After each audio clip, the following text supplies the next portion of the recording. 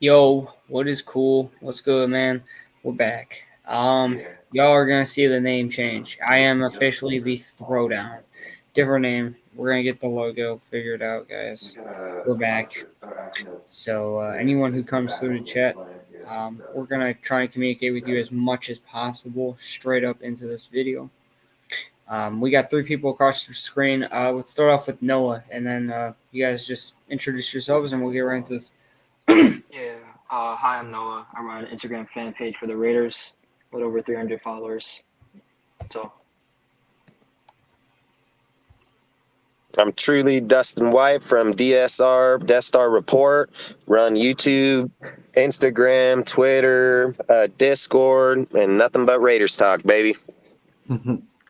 Well, it's your boy Protest from the Protest Sports Network. You can find me on YouTube at Protest Sports Network. I'm probably the only non-Raider fan in here, but shout out to the Throwdown family. I very appreciate it.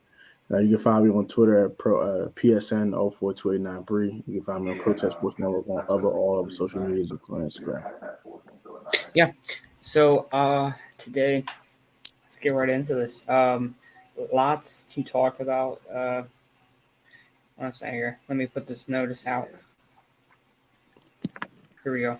Yeah, I just left football in general, so everybody knows Raiders are not. I love football. Yeah. Likewise, I do all grade 2 teams in my football. But we are here. Let's get into the first topic of tonight. Is we're going to be breaking down the running back position and who and how do we view Josh Jacobs a part of this team, and how do we see this future? Again, so we talk about Josh Jacobs, and I've already said this before. There is this chance that he is not really, he is running back 1 on our depth chart. That doesn't mean he's going to be running back week in and week out. Doesn't. He also has a chance. There's a chance, a slim chance, that he isn't even on this roster, but we'll see how they decide it and how he impresses, and if he doesn't impress. So I mean, again, I can't see shit. Again, so talking Josh Jacobs, let's start off with Dustin. How do you view this? How do you view the running back position playing this year? I think for the Raiders, man, with Josh Jacobs, like I said, he's been the power back since he's been there. He's been the workhorse since he's been there with Gruden and everybody like that. But this regime's going to be a whole different regime. Josh and them go by running back by committee. They've got a lot of great talent back there outside of Josh Jacobs. And I've always said that Josh Jacobs is only one way away from not being a Raider after this year. So why wouldn't he be a trade option to begin the year? If you make it into camp, and you have your players at the position of need that they need to be at, Josh Jacobs has the highest trade value of player need. It doesn't have to be traded for draft pick or that. It can be traded for a position of need within the team. I've always liked him. I'm not saying that I want him gone, but when you're sitting here looking at the actual roster with all the people sitting behind him, you got Bolden, you have frickin' Jacob Johnson, you have frickin' Zeus, which I think Zeus is a better one-cut gap player anyways than Jacobs is, and he's a little bit quicker. He's a bigger body. I've always said I love Josh Jacobs as a player. I just think where we're at right now within the organization, the Raiders have already spoke massively on not extending people within certain positions because of cost-wise, where they bring in other people that they can bring in for $2.5 million, $4 million. Josh is going to be looking for like 10, 12, and he's earned it. I want to say nothing bad against them for it. I'm just saying as this regime and the way that these people are putting it together, I've said it 100 times. I hope he's on the team when we start the year, but I would not be surprised if he got traded for a position of need, as in right tackle, corner, safety, linebacker, defensive tackle, anywhere that we can send him that they need him, which a lot of places would take him, and get a player back and swap that can benefit our team going forward this year. Okay, and I'm going to further this discussion with this question. Who would be your number 1 target if you wanted to trade for someone? That's a tough one, because I've said this just about with free agency. When we got the, $26 million, people sat and said, hey, we need to go get this player, we need to go get that player. And I've said the whole entire time, I want to seek any player right now. What I would do is go forward into camp, see where we're lacking at a position, and then spend that money on a player of need of that position. Sitting here saying I can say corner, I can say or right tackle, I can say safety, I can say linebacker, defensive tackle. I think we still need a defensive tackle player. So depending on who's available at the time, are we going with Sue, or is that just all talk? And if that's the case, I've said it like this 100 times. You can send Jacob to any organization and pull a player from there, and they don't have to be a big name, just have a high up ceiling going forward. If I was going to say position, I would say that it's going to be defensive tackle if I was going to determine an actual position, because I think that's where we kind of hinder the most for the Raiders right now. I think we're going to be good in corner. I think we're going to be good in safety. So if I was going to pick a position just off the top of my head, I would say it would have to be defensive tackle. Yeah, I get that. I really don't have too much to add on. I mean, I think another guy you can look at, as we talked about the wide receiver corps tonight's video, I think someone that you can look at is even a guy we spoke on earlier. I said his name, Marvin Jones from the Jags, because they're looking to move on from him. So, if you feel like Marvin Jones would be a big upgrade as a wide receiver. Thank you. Hey, have a good day, man. Bye. I'm not saying that's a straight up flip. I'm going to say you have to give us at least a third or fourth rounder along with Marvin Jones. But Marvin Jones, he has shown he can produce without having to catch the ball an immense amount of times.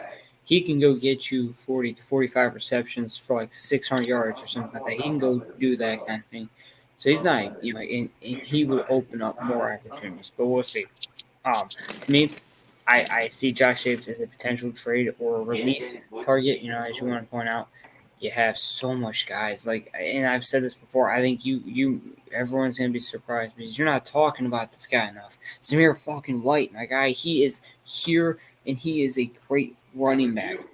He could outproduce Josh Jacobs year one if Josh Jacobs does have to take a step back in his production and his rush attempts, because I think Zamir White, they're going to view him as a big guy for the future, so they're going to be like, okay, let's play him along, But Noah, you want to add on? Yeah, I suppose. I don't really see us trading Josh Jacobs or cutting him unless Zamir White or even Britton Brown, Kenyon Drake, they show up and ball out and enough to the point that they impress the coaching staff to feel comfortable enough to release or trade Jacobs.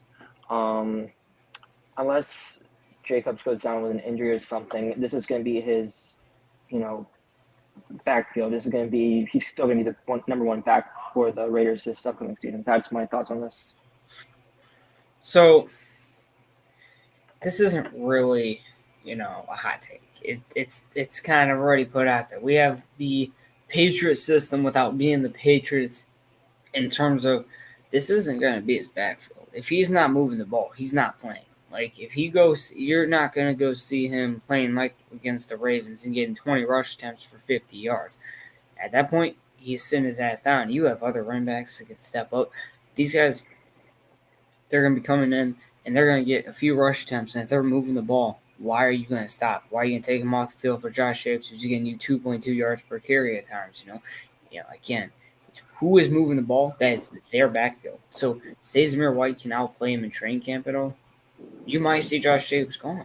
And again, this isn't going to take much for Zamir White to have to outplay Josh Jacobs in terms of he just needs to do what he did in college, and he cannot produce what Josh Jacobs did on less attempts. He's a more elusive back. He's gonna force more missed tackles than Josh Jacobs will. Now, broken tackles is a different argument. It's going to be Josh. And one thing is that when Josh goes in and say you go into the Chargers, start the season, if Josh hits that up the gap deal, he's only pushing 1-2 yards. You can pull him out, put Jacob Johnson in there, and he's pushing 3 3.5 yards per carry. Why would you play Jacobs? This ain't John Gruden. This is Josh McDaniels, and this is something they've done the whole entire time. Now, I'm going to point this out. We're going to talk about the O-line tonight, so we'll put more into this as we go through it. But to me, you're going to see even Drake is someone you can look at as a potential release target because he saves you money just like Denzel Good, which we'll also talk about tonight. But there's a lot of guys you're not, you like as a hometown guy, but they're not going to be here because, the regime likes this guy more. He likes that guy more. Yeah, the running back position is wide open. In the last part, I want to bring up to Raider Nation. Stop asking me if Sincere McCormick is injured. He's not injured. He's on a injured and reserved list. He is part of the reserve list. He is just being reserved for next year when he comes back and he proves he in college. There's no reason this guy should have been an undrafted free agent to us. We got to steal. And this team knows it. That's why they're putting him on this reserve list to contain him for next year. Pertek, I know I didn't really let you talk about the running backs, but if you have anything to add on, you can. Yeah, I don't see him cutting Josh Jacobs, man. It's just I don't see him cutting him. They might find a trade partner for him, but I doubt who's really trading for running backs these days. Honestly speaking, who's really doing that? And like I said, who's getting a significant draft capital? I'll be honest. If the team offered me a fourth from, I would take that just because, again, say that the other guys are proven that they can get more yards a carry, then you're going to keep them around. Again, it's just whoever's moving the ball. I completely agree with that. And also, I think we're looking at a different offense, so we're definitely going to talk about that. But also to point out, I want to point out like. When the running backs playing last year, they deal. Most of the teams they use them up. Yeah, they run till they can't run them no more. So Josh Jacobs is effective. They're gonna run him till they can't run him no more. Best running backs use them up and then just throw them to the wayside. Like I said, the best running backs in the NFL are the Murray. Those guys was used up. No, here's the thing: the best running backs in the league are the ones who have a good backup because. Okay, I can split carries with you two, and I know I'm going to get, like I bring up Nick Chubb and Kareem Hunt. That is the best running back tandem because you cannot physically use up one of those. If those are both healthy, I agree with that. Like I said, I agree with that. I don't think Josh Jacobs ever had that duo guy that was like, okay, listen, Josh Jacobs, you don't have to go take 20, 30 carries. You are not Derrick Henry. You're not going to go last. Derrick Henry. We'll see what he is coming off that injury. I'm not trying to bring up injuries, but those are guys that we can look at. But no, guys, my question I've been asked this is who the future. Alexander Madison too. Yeah, I've been asked, who is the future of this team? It's Sincere McCormick and Zamir White's backfield for the future, possibly. But so why not run that boy into the ground? You're not gonna keep him anyway. Nah, you keep mind this shit. He's gonna be a free agent next year. Run to the ground, and let that be the next team's problem. Hey, I've always said I don't think you're never going to cut Josh Jacobs. I mean, that's facts. You're going to take too big a hit. Why would you cut him? He's already in a contract. It's the fact that if he has zero purpose and you can use him to trade him, I mean, these guys ain't dumb. They'll do it. They'll do the same thing they did with Yannick sending him to the Colts for picking up Rocky Sin.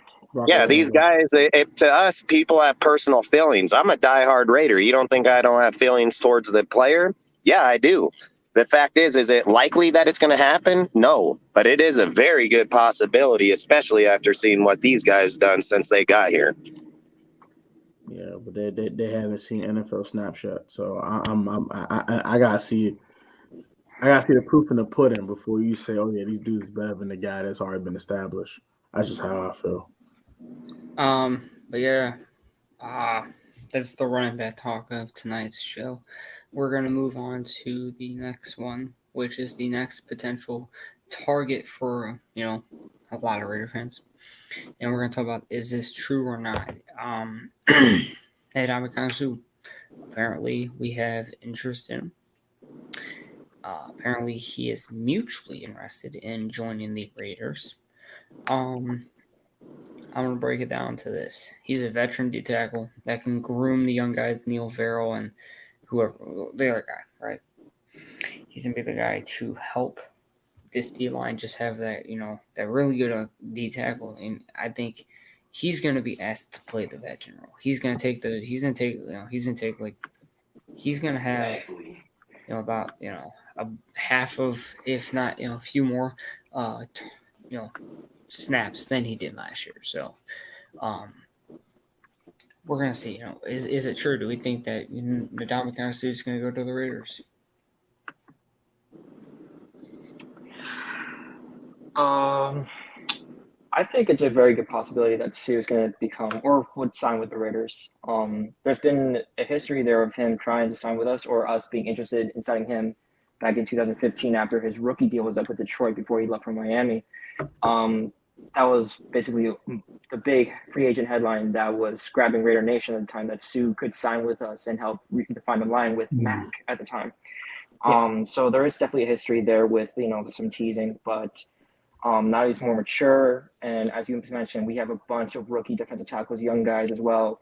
So I think it's a good idea at least to bring him in and maybe sign him to a 1-year deal, something like that, and fit him in with the 3-4, 4-3, depending on the scheme that Graham is going to try and run with his defensive line.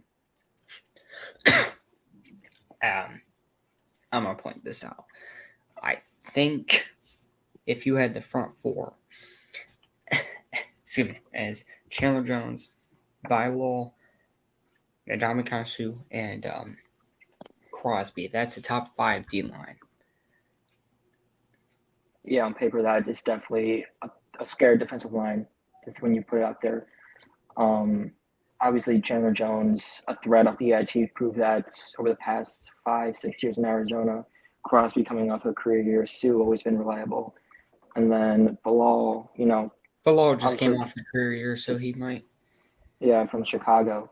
So you never know. That would be a good defensive line on paper. Of course, you have to see how that plays out, but I know that all too well. Being a Commanders fan who's last year was all hyped about the defensive line, and all of them just fizzled out. But I think Sue's a great fit. Y'all need that veteran in there to teach the young guys how to be professionals in the National Football League. Also, he's still productive. Dude still gets it done. He still can knife through doubles when he ever gets doubled, and then a single blocker, bro. Miss me with it, throw him away. So Sue's a great fit. He gets the job done, and I think that would take y'all defensive line over the top and make y'all top 10, top 5 defensive line on paper. Definitely on paper, but we got to see on the field. But definitely would be a great fit. Yep. Yeah, and you'll be bringing in a guy. You're bringing in a guy that has the veteran presence that we need for the young kids, as in Farrell and as in Bly Nichols. The other thing is that Ndamukong Suh can play 1-tech, 2-tech, so he's versatile onside the line to be able to pick up where other people's fall off. I think Ndamukong Suh would be a great fit with the Raiders just for the teaching of the younger players. He's produced 6 sacks in the last 2 years. Both years, so he still has everything in him, and he's still an aggressive player. I said this: I would pick Suh over Larry because Larry's going to be looking for a big contract come the following year. He's going to want to get paid. He's going to want more given to him, where Suh will be more of a mentor, and we don't have to combine to him for a longer period of time. I want to point out, I am so sorry, Raider. Cortez, how long have you been there? How long have you been backstage? I'm sorry, my phone was blocking my screen. I didn't realize there was someone here. Who's this? Hello? What the fuck? Come on, guys. What the fuck? I'm not gonna say anything. I think Ndamukong Suh is the perfect addition to this D line. I think this is a top 5 D line on paper with him, and I think this defense is gonna definitely prove people wrong.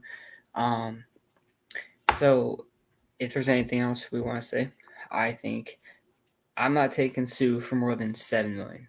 I'll be honest. I think $7 million. He's gonna take 1 year, $7 million. He doesn't need that much. He's not. He made $8 million last year, and I think him going into another year, I think it's gonna be he's gonna take less snaps. So I think he's gonna take a little less. I would hope maybe 5 years or not 5 years, but $5 million plus $2 to $3 million in incentive. I'm fine with that. If you're giving him up to $8 million and he's earning it, I'm fine with it.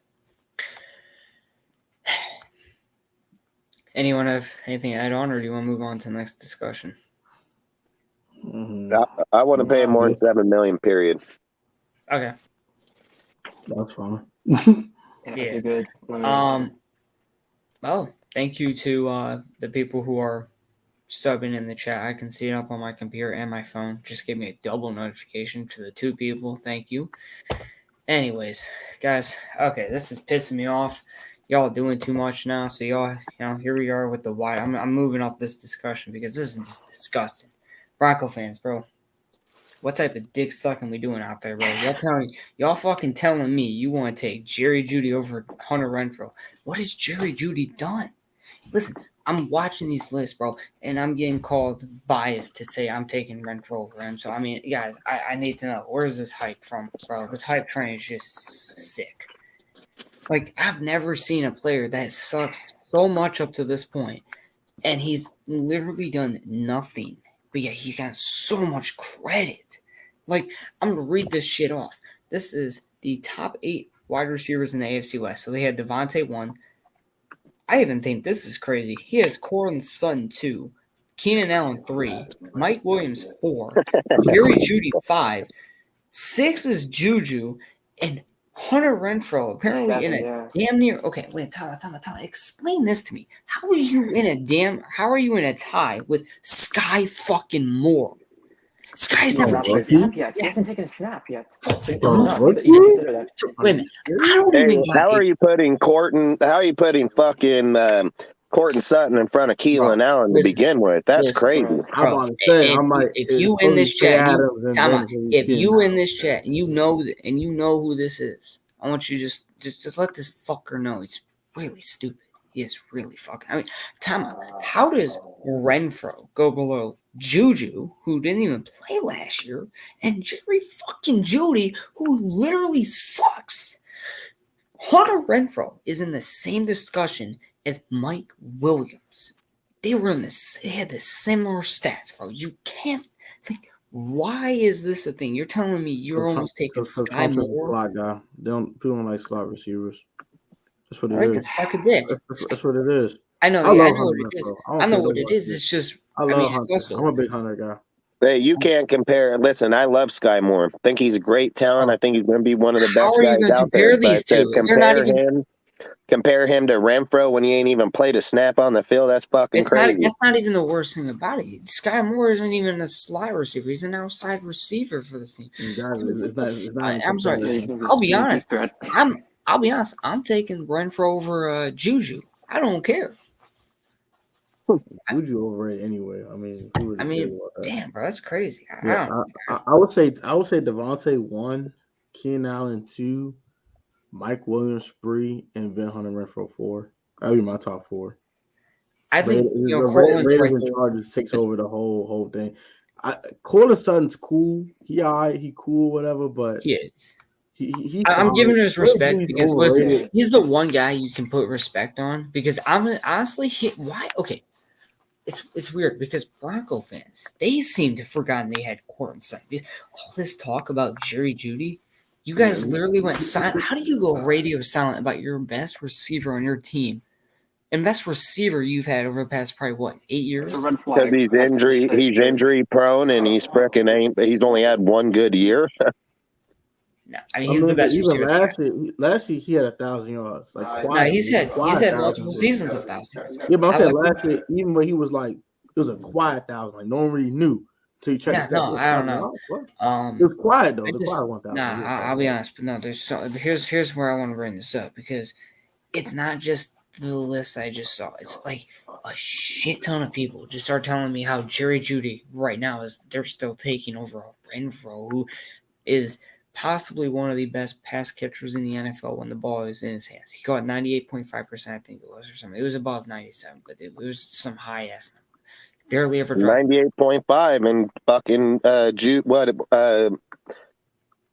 Judy was only what 70. It was less than 70. Yeah. Uncatchable balls. But And listen, if they want to take Jerry Judy, good for them. Good for them. just tell me you want to be a loser. That's all. So overall, Hunter Renfro's catch percentage was 80.5, and Jerry Judy's was 67.9. Jerry Judy only played 5 games that had 500 yards, and Hunter Renfro had 1,000 yards. Like, come on. Okay. The next thing. I gotta give Renfro over Judy 10 times a week and 20 times on Sunday. You and me both, and some. Anyways, the next discussion of tonight is since we got all this Jerry Judy dick sucking out of the way, let's go to this. Oh my gosh. Rank them. This is a Twitter post I saw, and I just found it hilarious. The Steeler fans, y'all lit the fuck out of that chat. It was annoying as fuck, by the way. I had to silence Twitter because it was so stupid. Steeler fans. Damn. Why am I mad fans about Steelers fans? What they say? Bro, this is where I'm gonna go with, right? The Twitter thing. So it was rank the 4 teams of the Dolphins, Steelers, Colts, and Raiders. And I put my list up, which was Raiders, Dolphins, Colts, Steelers. And I mean, I don't think that's a bad way to rank them for. But there was a Steelers fan that told me that they were better than us, and it just add on like a whole ton of Steelers fans were like, "How are they better than y'all when they got Mitchell Trubisky as their starting quarterback?" Yeah, and they don't even know if he's going to be the starter. No. Apparently, Josh Allen is like God himself, and he apparently made him really good. I don't know how that works, even though he never took a snap. But hey, you know what, guys, Mitch is trash, bro. Y'all are just on this just bias ass shit, bro. I get it. Y'all have a good defense, but God, bro, where's that offense? Kenny Pickett to stop for them, bro. I don't know. Man, I don't give a fuck about no Kenny fucking Pickett. I don't, bro. They still have that other receiver, right? Chase Claypool. Oh, I'm a top 3 receiver in the NFL. Boy, stop, top 3 receiver. Fuck, smoking meth, maybe. Motherfucker ain't no top 3 receiver. He top 3 in his dreams, bro. He like damn right he is. He's best at top 20, 25 receiver. Bro, Chadley, who's your favorite team? I'm a Commanders fan. Okay, man. Okay, I just wanted to see what was happening because, like, I thought you were getting mad because I kept bashing the Steelers. I was kind of thinking, I was like, okay, I never asked this guy. No, hell no, bro, no. I was thinking they saying that they're better than y'all, and Mitchell Trubisky is starting quarterback. Like how? No, this one guy tried telling me this. So when I went between the teams, I said I was taking the Raiders quarterback running. I might take I think this year we'll have a better running game. I'm taking our receivers. I'm taking our tight end. I'm taking our offensive line. That's like we take the whole entire offense. I will slightly give them D-line. I think it's really close, though. Hell yeah, their D-line stacked, especially picking up Larry. I said I would take our linebackers because I labeled T.J. Watt as a DN because he plays that a lot, but I'm putting him on that D-line and stuff. Again, linebackers, they don't really have any proven great linebackers. Didn't they lose Joe Sherbert? Yeah, he retired, didn't he? Okay. He did? Yeah, I'm pretty sure he retired as awesome. I don't think he did. Hey, I want Dron Payne from your team, bro. I'll take Dron Payne right this second. Bring him on. I bet you would. Hell yeah, I would. We'll give you the 35-year-old Sue from. Oh no. Anyone but what's that fool y'all cut? That idiot. Not Ruggs, but the other idiot. Oh, Damon Arnett, stupid ass. Idiot. Oh fuck, dude, that guy's so trash. Yeah, he's an idiot. And he's so stupid. He screwed up his own career over social media. Guy's dumb as hell. Bro, you know the funniest thing though? Like right before he did that stupid shit, I found that man on YouTube. That man's a whole rapper, son. I just found that. Yep. You ever see him rapping with this pillow? I about died laughing. But as for those 4 teams, I'll probably rank them Raiders, Colts, Dolphins, Steelers. I mean the Dolphins are overrated. 2 is not it, bro. I'm sorry, 2 is not it. He's done obviously very got well Mitch in 1 or 2 Trubisky. years. He's okay. He will. Cool, Okay, wait a and minute. the Okay, Raiders have already. wait a minute. Can we not point this out, right? And I've made this discussion for any quarterback. When you have the 31st ranked offensive line and they are killing you in the back end, I think it's hard to throw. I think if I think this offensive line improved. Teron Armstead's there and stuff. They improved the offensive line. Give him one more year with actual weapons too outside of Jalen Waddle, and let's see what he does this year. Okay? Dude, he's got stacked over there, bro. He's got Monster. He's got Emmons from the Cardinals, dude. He's got frickin' Cedric Wilson, dude. He's got this guy is stacked across the line. My thing with the Colts, right? My thing with Mike the Colts, I Gesicki. think it's really tough here because here's the point. But I do agree with you too. He's overrated as shit. I don't really know if he's ranked that high. I mean, not many people have him above 18. I think that team's overrated because of the quarterback play. I don't care how many weapons you got around the quarterback. If you can't make plays, it's a waste of time. Facts. We'll see what he does this year. I think it's really dependent on this year because this is the first year. Brissett's his backup, so hell, he might get better playing It's time anyway. Teddy. It's Teddy Bridgewater. Oh fuck, even better. Wait a minute. Sorry, or Teddy Shitwater. I've heard that nickname a lot. It's funny. I would take Teddy Bridgewater over Tui right this second. Yeah, two goals. Well, Tua, he can throw the. I mean, he's got a better arm than. He's got problems with decision making. Yeah, way better his on biggest Teddy one right now. Yeah, way better on Teddy, but him and Teddy are close. But I'm not taking Teddy, bro. I'm not taking no man that doesn't want to. He doesn't take risks down the field. I just can't do it. Yeah, Tua will do that for you. More game manager type QB. He knows how to throw. We're gonna go on to the offensive line talk, of course. I'm going to do this. Ooh. Shit, he can throw all right. He's still got to get it to Tyreek, not underthrow him, so he stops. Anyways, the offensive line talk. How is this offensive line gonna look? You know, who is gonna play where along the song line? What is the final five or the first five on that field?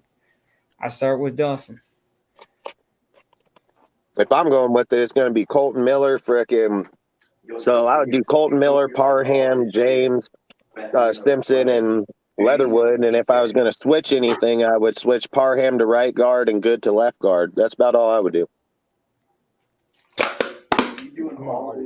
Because I believe just like Basillo said when he got here. Basillo said when he got here, it wasn't player bad. It was coaching scheme, which was bad. So obviously he believed in the players and the people that were here on our line. He has not gone outside of it, outside of Parham. He's picked up a few other people, but they're rotating every player across the board for the best suit. If I was going to say we were going to start tomorrow, that's the line I would go with because that would be the most veteran line we can have. Noah, you want to add on? Yeah, I think it's probably the same line too for me. I think I would take Cole Miller, proven veteran at left tackle. I think he's the only guy that's guaranteed this like a starting spot. Like yeah, no one else. I think I would take Parham at left guard, then James against we know he got better with the rest of the last season, and then probably John Simpson, young player as well, and then hopefully pray that Alex Leatherwood does competent enough to stay at tackle this year. Yep. Before ProTech goes on, I want to shout out to anyone who has subbed to you. I've received 5 subs while on stream, so thank you. Anyways, ProTech, if you want to add anything on, you can. Colton Miller left to right. Colton Miller, Denzel Good, Andre James, definitely Dylan Parham, and I would say Alex Leatherwood. The dude's a first round pick. Like the dude needs to start, bro. Like come on, man.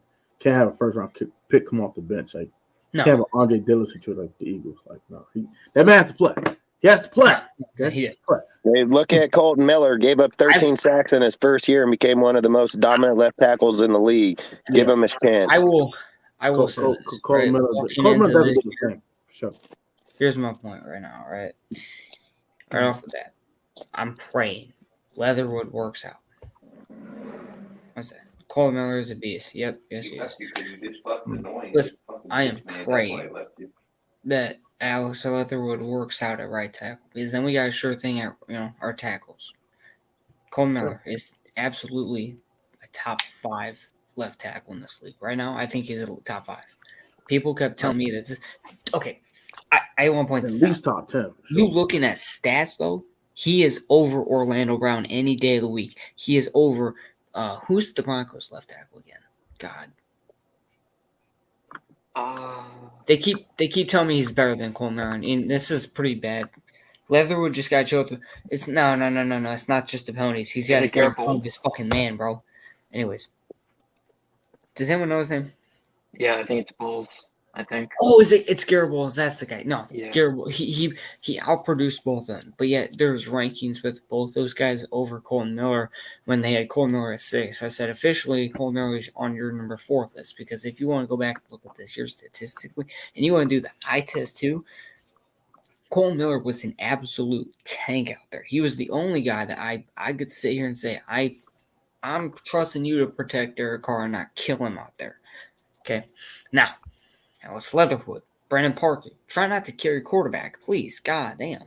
Okay, Leatherwood, gotta step up.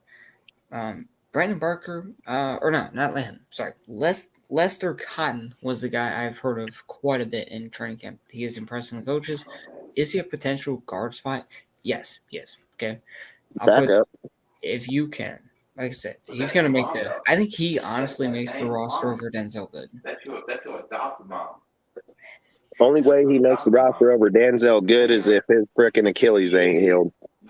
Yeah. No, I mean apparently Lester kind of has actually been like impressing the coaches more. It doesn't matter what he impresses. Denzel Good can play all the way down the line. You're only allowed 7 defensive or offensive linemen in the game, and the 2 that suit up outside of it have to be versatile across the line. Lester can play between the guard and tackle. We don't need another center on the team. That's the point. We're just not realizing. Andre James is the sure thing at center, I think. I don't really see Parham doing center year 1. I think if you have yourself the proven left tackle and center, those are 2 spots locked in. See, because if you say that Dylan Parham is playing good at center, then how do you know where is Andre James going to go, right? I think having the sure thing at 2 positions is nice. Leatherwood, well, we'll see how he does, but I do see Denzel Good. We'll see what happens with him. We'll see if he's on here or not. Yeah, because like I say, Denzel Good, if he's healthy, he's the most versatile player on that offensive line. And Josh and them made this clear when they were in the press conference. They said 7 guys are going to suit up. 2 dudes that are suiting up have to be versatile across the whole entire board. So if Denzel Good's healthy, he's way better than he's way better than Cotton. So I don't see how they justify that move, period.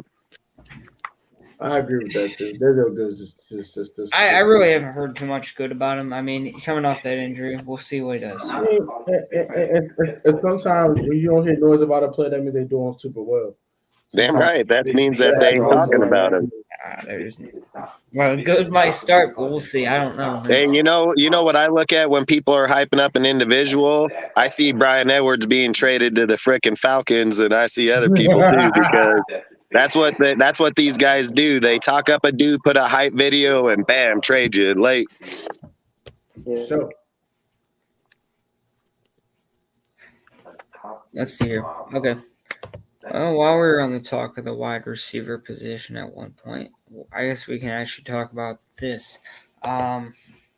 Looking at the wide receiver this year, how good do you see this wide receiver corps being this year? the top 10 wide receiver core. I think it's top 5. Like I think it's top 10. I would say top 5. Who's our wide receiver 3? That's my one question. Keelan Cole, and he's good enough to be the 3rd option. Like also 4th option, if you think about it, he's not really valuable in the sense that he needs to do much. Like, I'm sorry, but like, what teams have a better wide receiver core? Like as a core, not just a 1-2 punch. Because as a 1-2 punch, the Raiders probably got one of the best duos in the league. Route running wise, they got deep. Robinson. I forgot about him. Oh yeah. Well, let's look at it like this. If Derek Carr was top 5 last year with Zay Jones in them, we most definitely going to be top 5 with Devontae Adams in them. There's no doubt about that. There's no way we say, oh, they're top Absolutely. 15 when we did this shit with broke-ass wide Bro. receivers last year. This receiving core comes in is like easily all the way shaped all the way around. There's no way they're not top 5. No way. Yeah, I'm trying to I think mean, of with a group. DeMarcus Robinson in there now, you guys got like Mike Collins off the bench and stuff like that. Yeah, I don't. Yeah, They're not bad receivers though. They're not You bad. got Like, Mac Hollins that did great in the Eagles. He just downed it in Miami. I think he's a great pickup. You have Robinson that comes from a veteran-built team. You have Johnson that's the burner. You have Renfro. You have frickin' Devontae Adams. I mean, but you got Keelan Cole. Like, to sit and say the shape of people all the way around there is night and day over broke down to Deshaun Jackson, frickin' Zay Jones. I mean, there's no way you can compare that team last year to this team is not bro, better. I There's think no we look way. at this isn't even just about the talent that's on the team. It's about they're gonna have the versatility that we can do everything on that field. And number two, they're gonna have the chemistry with their car. And this is one of the best systems in football. It works well with receivers, and I think we have the guys that are not going to have. They're not going to try and do too much. They're going to do what they're being asked to do. They're going to play. They're looking for the best guys that they can have, and I see this as being a top 3 wide receiver core. I think it's statistics wise, what this wide receiver core is about to put up. Like, you look up the passing numbers for Derek Carr this year, I think he's going to have over 5,200 yards. Easily. And I see at least 30 passing touchdowns. I see this also. What we don't realize when we look from Derek Carr to his weapons, Derek Carr, what is going on with most of his interceptions? It's because he's playing hero ball. He has to try and play hero ball, and he's not going to have to do that with him. He's going to be able to settle in, just throw the ball, and he's going to have one of the best offenses in the league around him.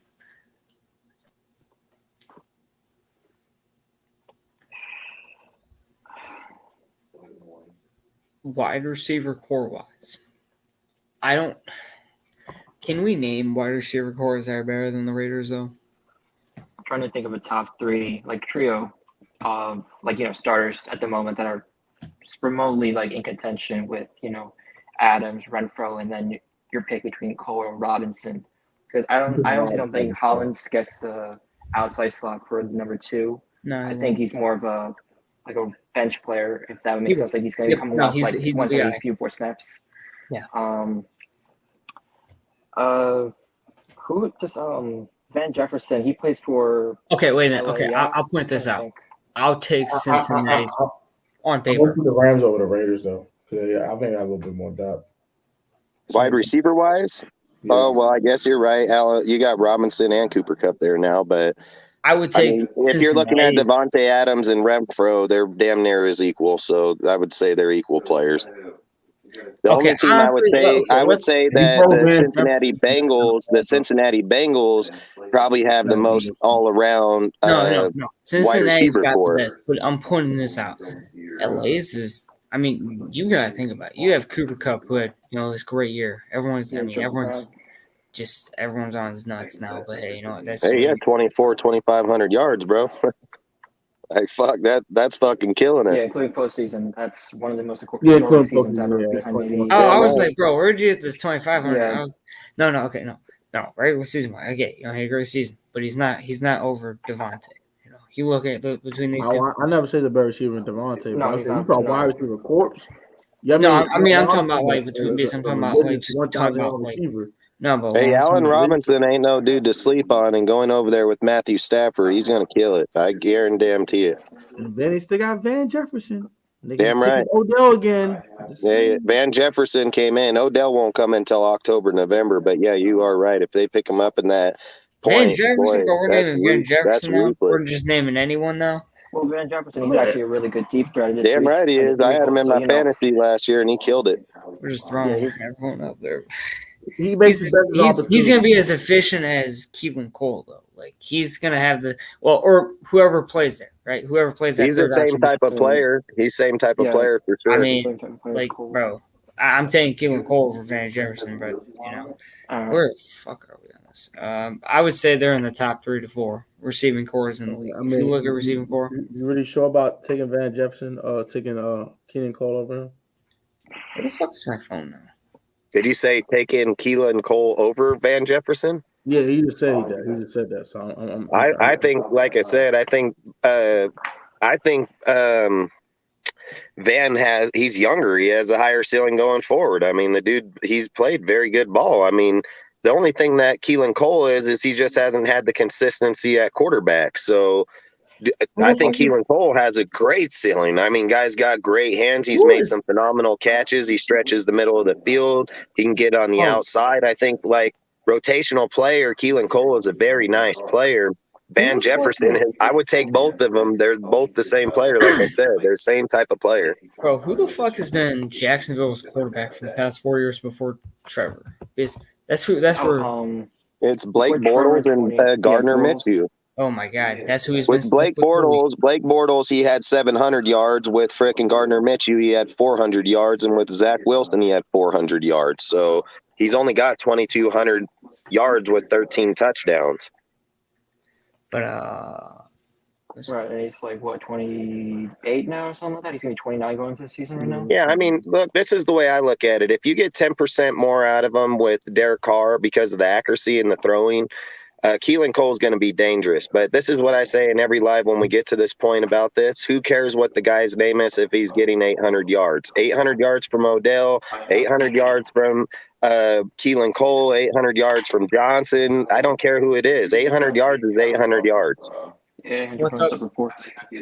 What's up, Raider down yonder? And you also got the Anyways, so and that's all I say is like when we're getting to that point, we're talking about receivers that are third and fourth string in the line, regardless. So, I mean, when people talk about Odell, I would take Will Fuller over Odell in the Raiders. We need a speed receiver. Right? We got plenty of possession catch receivers. Right, in a scheme fit for this, like with mixed system and McDaniel's system, I think that Odell wouldn't be the better fit in between those two receivers. Will Fuller will stretch the field. Like, that's the thing. You better help you though. Yeah, well, hey, if you're taking Odell and talking about that, they're the same thing. So you can't say one's better than the other when they both have the same injuries, same problem. Hey, I'm gonna just ask you one question. We saw Odell produce in Super Bowl. We saw Odell produce in the playoffs. We saw one game of Will Fuller. Hey, yo, what's good, y'all? That's all I'm saying, bro. I watched Odell blow his Achilles for the second time in 2 years. I watched him put 52 yards and a touchdown in the Super Bowl. I mean, we're talking about minimal production. But you are right. Hey, you are right. When he did get to the Rams, Stafford did imply him because he had 7 touchdowns. Like, they used him in different aspects to get him into the end zone. So I think when you're looking at the team, the way a receiver goes, I think it's going to be based on scheme fit. What I'm saying is if you bring in Will Fuller with the team that we have right now, he becomes a threat for the speed. Now, being healthy, I mean, we can sit and debate for any players being healthy. Nobody knows who's going to be healthy until they're out there playing. So, and if we're saying Will Fuller, he's got as much injury as Odell Beckham's had over the last few years. So I don't know how we're going to rate those differently. Right, Odell's had 2 Achilles tears in 2 years. Like, Will Fuller ain't. Right, with the speed factor anyway with Fuller. I mean, I'd rather not pick either one up due to their injury concern. And as a speed factor, we have DeMarcus Robinson, who we did sign. So if we do need a speed factor, plug him in on a third and long. Tyron Johnson. He's only Robinson's only a 4.5 40. Johnson's a 4.3 6 40. So if you're looking at speed, you're going to want to go with Johnson over Robinson. Right. All right. I was just thinking more of the lucidity of that. How many receivers? Right. How many receivers do you see this team keeping? I say 6, 5 or 6. Yeah, probably 6. 6 max. I don't think we. Yeah, you're only keeping 6, 100%. And you know what? Since I have to ask this because people are just. You can send Terry over to the Raiders and we'd kill it.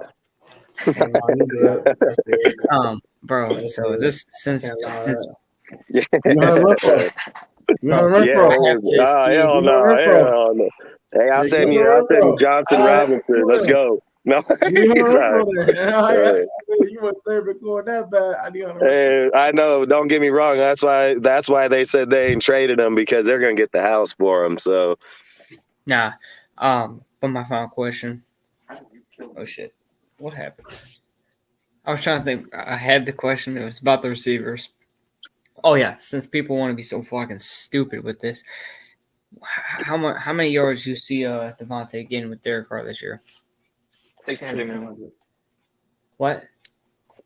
I said 1,600 minimum. I don't see a world where he gets or averages less than like 90 yards a game receiving, unless of course there's something out of his control happens, like an injury or something. The connection there, it's been hyped up all off season. They've said it themselves. It's hyped up for a good reason.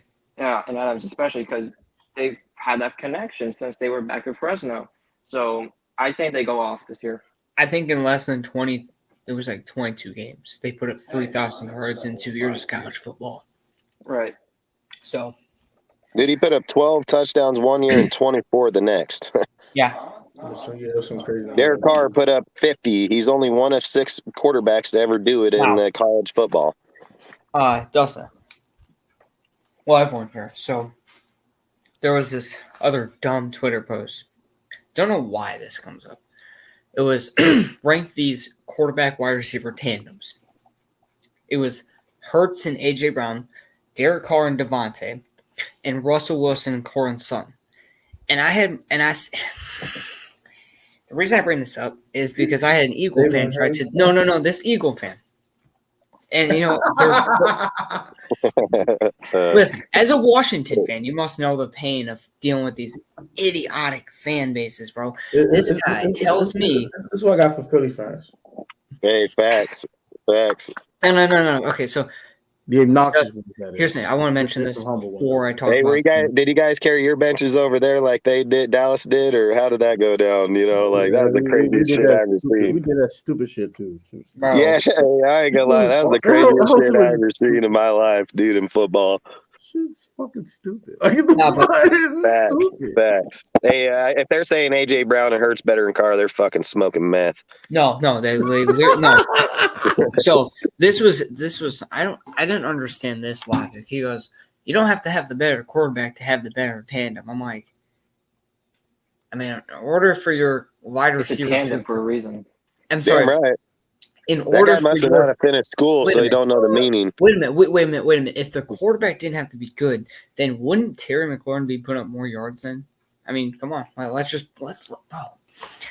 also give him the credit. Let's give him the credit that he did that with Tyler Heineke to begin with. So, I mean, come on. Wait. No. We're not even going to mention that. He's had, 3 seasons over or it was above 950, but the one season's like 970. It's whatever, right? He's almost had every year of 1,000 yards with 8 different quarterbacks in 3 years. Yeah, one leg Alex Smith, Dwayne, may God rest his soul, all types of crap. You know what I'm saying? It's ridiculous. But hey, if you want to rank them tandems, AJ and Jalen are last on the list. Get the right. Dude, Russell, you're saying Russell and Courtland Sutton? Like, where in the hell is this coming from? Like, Russell and DJ Metcalf. AJ Brown. Damn right. Hey, Russell and DJ Metcalf or Tyler Lockett, I'd be talking okay, maybe. But you're fucking trying to tell me Jerry Jeudy or Sutton with Russell? Like, come on, man. Come on. Russell gonna make them better though. I would say Russell gonna make them better receivers though. He's gonna make them better, but how is Nathaniel Hackett gonna make that team with high strung that motherfucker is compared to Russell Wilson that's not on that same tempo like that? Like, I think there's going to be so many downfalls and head bunts going throughout next season. Man, Russell going to do what Russell going to do. Russell going to cook. Hey, he's only been depreciating the last 2 years, and I'm not saying he's fallen off massively, but he has fallen off. So I'm not going to say you're right. You're right. When you look at a quarterback and say if they can do something within it, yes, I'm not going to discredit the player. He's great. I mean, I sure in the hell ain't going to say he's better than our damn team with those 2 players. I laugh. Every time someone brings up Jeudy and Court, and I'm like, yeah, all right, cool. They got goddamn Waller, Renfro, and fucking Adams. I don't know why people keep. Hey, I do want to make one more. Ride this man cop. Like, leave that man alone. Hey, that's what I'm saying. 100. Hey, Yeah, I just come want to on, make bro. this little shout out for What the everyone group in y'all here, man. talking Y'all about, have man? kept it a consistent 5+ people in this chat. Thank you. I don't know how many different people actually been through this chat, but it looks like a shit ton, so we'll see. One of the final chats of the day is I mean, this is kind of something I've been debating with. Okay, let me see who's shit. Russ will be good, but I doubt he'll reach new heights or anything. You know. I can't disagree with that. He gonna be good though because he rushed. He gonna cook because he rushed. Hey, I've always said I never discredit the man. He's not as good as he is Leatherwood for no just got damn to reason. show. Leatherwood's got to show penalties. I don't think he even led this team damn well near in fucking penalties. But okay. So I wanted to. This is a discussion about last year, right? And we all look on last year how the Raiders went 10-7, right, with Derek Carr. After that, what were we at one point like 6-7, about like 2.5 games out of the playoffs, and we Yeah, we were y'all last loss and y'all won out. yeah. Should have been PI. So I mean, say this stuff. Yeah, I'm just I saying. made there was people that I had kind of talked to, because these guys were talking about Dak being such a great leader and such a great player. Well, I want to point this out, okay? Let me go on to this point. So can we make an agreement, right? The Raiders needed a leader last year in those final 5 weeks, right? And I said this. I said Dak would not have gotten us to the playoffs last year because he isn't a leader. He isn't. What has he shown to be a leader? Okay, not Eagle. No, sorry, not Eagle fans. I gotta stop bashing Eagle fans for a moment. Sorry, Cowboy fans. I know you may not know what that looks like. I know you don't know what a leader is, but listen, your quarterback. He went along with a quarterback run with 12 seconds left in the game. Yeah, that's a leader right there. That's a leader right there. Putting his team in the chance to win a fucking game. That's why I didn't watch you anymore because of that dumbass play call. Bro, I'm sorry. Them Cowboys, when they reach the playoffs, they're scarier than a girl on a period, bro. Oh my god, It's facts, bro. They're not scary at all, bro. But I said, Carr would have won us more games than Dak Prescott. I'm taking Derek Carr over Dak Prescott any day. I think these two are closer than people are giving it credit for, but I'm still saying Derek Carr because he's a better leader, and he's seriously more clutch than Dak. I mean, dude, Derek Carr is, I think, second in the NFL in comebacks in the last like 8 years with like Since he's entered the league in 2014, the only quarterback that's been out more clutch than Carr has been Stafford. But Yep. What is there to They're that? equal by one game. They're equal by one game. Yep. I think, and I even said this. I think coming into this year, I'm taking Derek Carr's situation over both of these quarterbacks, and I think Derek Carr will be the better quarterback of these three, who people put him in the same tier with. I think if you're trying to build a team, Derek Carr gives you the best chance because he's the better leader, and he's gonna make the right plays, right, when he's needed to, And I think Derek Carr, right now I'm taking him over Stafford. I'm taking him over Dak because he also has the floor-raising ability to make his team around him better. He gets his wide receivers paid. Dustin, you want to name off like quite a few receivers that embody this? Like, bro, Seth Roberts, Michael Crabtree, Amari Cooper. I mean, bro, who else? Andre Holmes, frickin' Jared Cook. I mean, wait. We can go frickin' Aguilar. I mean, we can go. Aguilar is the perfect example of this because remember he had those 900 yards damn near with us, and then he went over the Patriots, thought he was gonna be some shit, and then he put up like 300 yards. Yeah. Listen. Well, here's the easy debate between Stafford and Dak. Dak ain't never made anybody better because he's on one of the best damn offensive teams in the whole entire NFL, as in wide receiver, line, halfback, and so on. Matthew Stafford had two of the best that were out there at the time, Calvin Johnson and frickin' Marvin Jones Jr. These guys have always had great talent. You tell me Derek Carr that puts up the numbers he does in Oakland and Vegas with the players he has, and he don't go to the Cowboys and ball out? Like, come on, you go give Derek Carr that line behind Dallas with those receivers, and it's over. It's a game over fucking deal. I said this, right? Carr, with these other quarterback situations, could easily go win in the playoffs. Oh, No, fat. Dallas. These Yep. quarterbacks, wait a minute. Give him These Dallas. He's quarterbacks- going all the No. way. No, not with that head coach over there, McCarthy, that fat ass. There's no fucking No, way hell how no. he gets But past that Wait a defense. minute. Daniel Quinn would hold the defense, and Carr would hold the offense. I think it'd be Right. perfect. You would hope. But No. Listen. McCarthy Listen. gave him the Power Mike never McCarthy. no matter who the quarterback Sorry, is. Mike McCarthy's fat ass doesn't teach you fucking discipline. That's his problem. Hey, he won a Super Bowl in 2011 with Aaron Rodgers. That's when he It was Aaron Rodgers. That's the point. It was This Aaron dumb Rodgers. bitch, this fucking fat bitch got fucking Dak Prescott fucking him over week to week, bro. Let's get off this man's dick. I think Crosby screwed himself over, but Bro, but I would say this. Carr Get and up these close. two,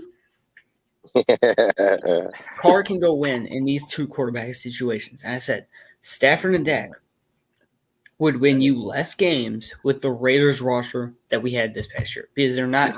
I need Derek Carr for one game, bro. You can have him back. You can Yeah, have I him said back the rest of the season. I think for one game. But I said, bro, you look on this past season, Stafford is not winning a championship, nor is he making the playoffs with that Raiders roster. Right. Given the same He's- situation, bro, everything that happens, I don't think he If makes they're it. under 500, bro, he's not the leader he's not gonna be the leader that's gonna step up and tell his team that they need to go win for their bro. They need to win out.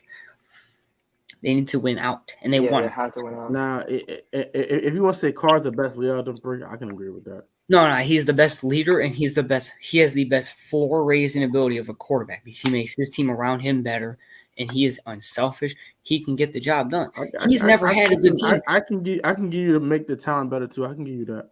No, Well, I think also, Carr Stafford made Cooper Cup better too. We gotta give Stafford credit for that too. Hey, that's facts. I No, mean, I'm not discrediting. One thing y'all season before he got to LA, and he got to LA. Him and Steph like these, they butt buddies, and he get down in 2,000 yards. I'm just saying. Carr is just smarter with the I'm ball. just saying. Well, like I said, I think I'll be honest. They win Super Bowl.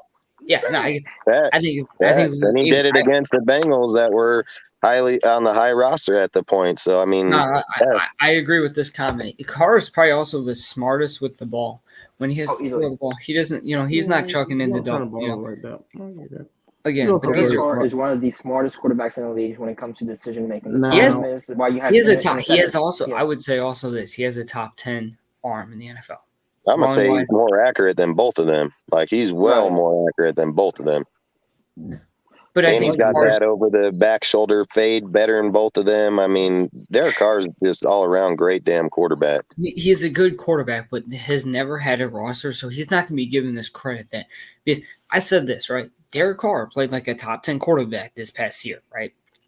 Right, with what he had to work with, I can say I had him at 9. He was top 5. I mean, yeah. Well, passing yards and stuff. But again, a lot of his stats were in the top 10. So when I said Derek Carr is either 10 or 11, I was called crazy. I was also called crazy when I said, and we're gonna go take a deeper dive into the schedule next week on my show because we're gonna do this every week on Wednesday nights. If you guys want to come through, what's that?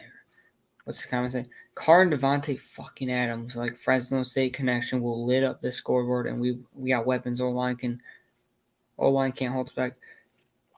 But I think right now, heading into this season, if I had to make a prediction on who's going to play the best, I think Carr has a chance to play the best. I think he has a great system around him, and he has a better offense around him than Stafford does.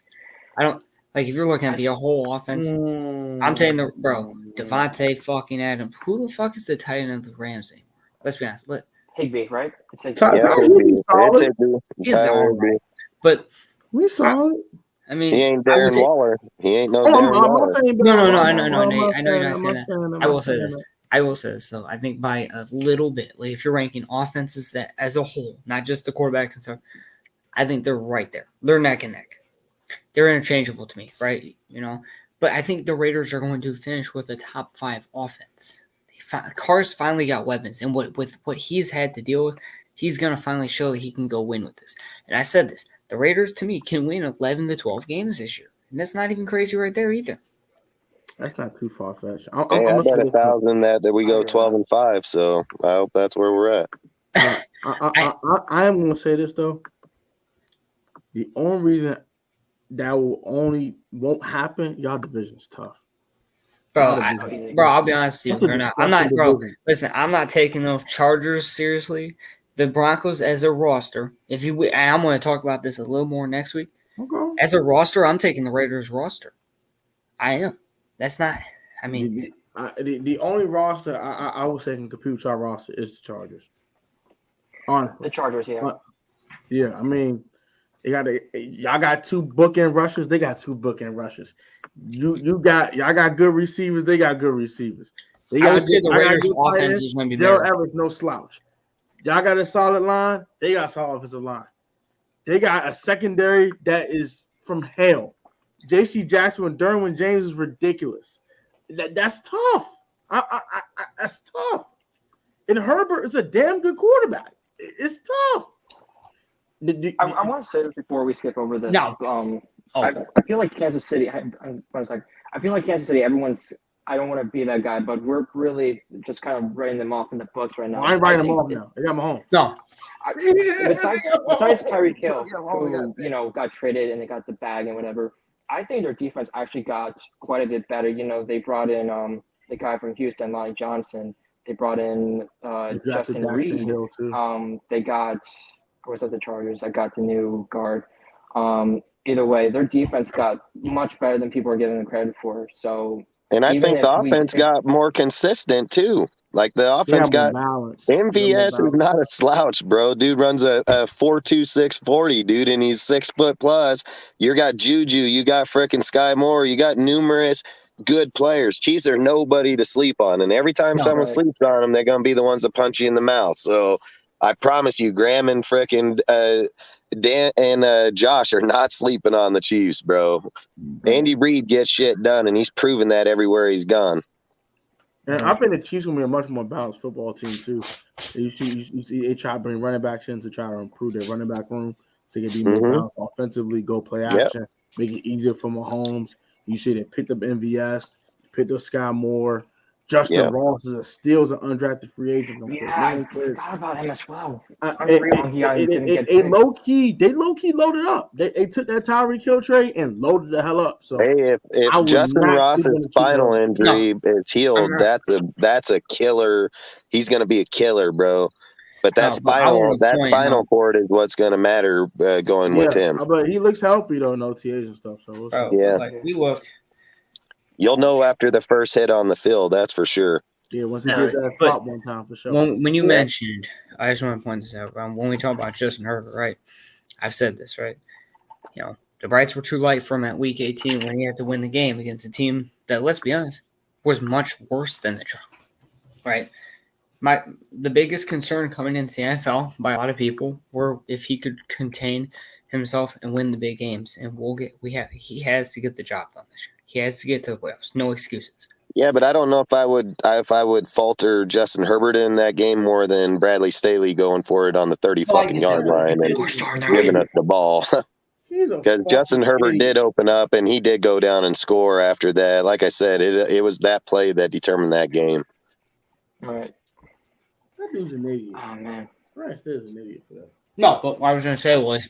Yeah, Staley and his 4th down going for his shit got to stop. That guy's a fool. You got to stop doing that shit, bro. Yeah, that guy needs to stay off the pain in the bathroom before he gets on the field. Justin, get out there and save me, Justin. Get your ass out there, man. Hey. Justin, give me up, man. Justin, damn it. Wanted to tie so Wait, yo, what about, bro, one of the last things that was heard by Justin Herbert pretty much, I've never wanted to tie in my life so bad. Yeah. He said, he looked, bro, time out. He really looked like. For the tie, bro. They were so goofy that whole game. They dumb as shit. The thing is, we lost all momentum in that 4th quarter. Like the final 4:25 or whatever, as soon as they got that. Look at. Yeah, facts. You were driving the ball. Why would you put your backup quarterback in to go do a quarterback run? Why? Why is that thing you're doing? You dumb motherfucker. Why did he call the timeout? Why didn't he just let the fucking clock run out and go to the playoffs both together? I mean, Staley's stupid. It's Staley's Yeah, fucking yeah, I dumbass tell you, that he's an cost them idiot. that game multiple He's an times. idiot. Bro, Staley, He bro, was, he an dude. idiot. Like, they were ready to let him kick the fucking deal and call it good and be done, and both teams go. Staley's dumb as hell. He made 2 bad moves in that game, and that's what cost him that fucking win. They punt that ball and put us on the opposite side with that defense. That game would have been a whole different outcome. The fact that we're on the 30-yard line, paid 2 damn plays, and be in the end zone, that's where he screwed up.